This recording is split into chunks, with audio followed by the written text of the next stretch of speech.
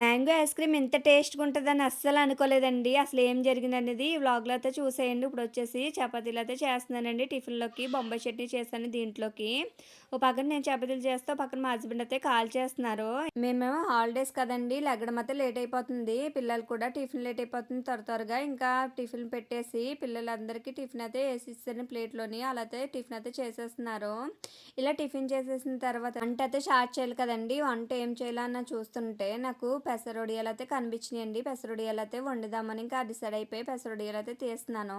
Onions ఓ పక్కన కావాల్సినయి అన్నీ కోసేసుకొని పెట్టుకున్నాను. పక్కన రైస్ కూడా పెట్టేసానండి. రైస్ కూడా ఉడికొస్తుంది. ఓ పక్కన ఇలాగ కర్రీ వండేసాను. అలాగే రైస్ కూడా అయిపోయింది. అయిపోయిన తర్వాత అయితే క్యారేజ్ కూడా సర్దేశాను. సర్దేసి పక్కకు పెట్టేసిన తర్వాత భోజనం అయితే కంప్లీట్ చేసేసామండి. ఇంకా పిల్లలు ఇంకా తింటున్నారు. మా హస్బెండ్ ఇంకా టైం అయిపోతుందని ఆయనైతే వెళ్ళిపోతున్నారు. నేనైతే ఎదురొచ్చేసి హవ్యకి కూడా బాయ్ చెప్పేసి అయితే వెళ్ళిపోయారు. వెళ్ళిపోయిన తర్వాత ఇంకా ఐస్ క్రీమ్ అనేది చెప్పాను కదండీ! ముందు రోజైతే జ్యూస్ అయితే చేశాను. జ్యూస్ చేసేసి పిల్లలు తెలియకుండా అయితే ఫ్రిడ్జ్‌లో పెట్టాను. ఆళ్ళు కూడా చూసుకోలేదండి. లేతే పిల్లలకిచ్చిన టేస్ట్ అయితే చాలా బా వచ్చిందండి. అస్సలు ఇలా వస్తదనుకోలేదు. ఇంతవరకు చూసారు కదా! లైక్ చేసి వెళ్ళొచ్చు కదా ప్లీజ్.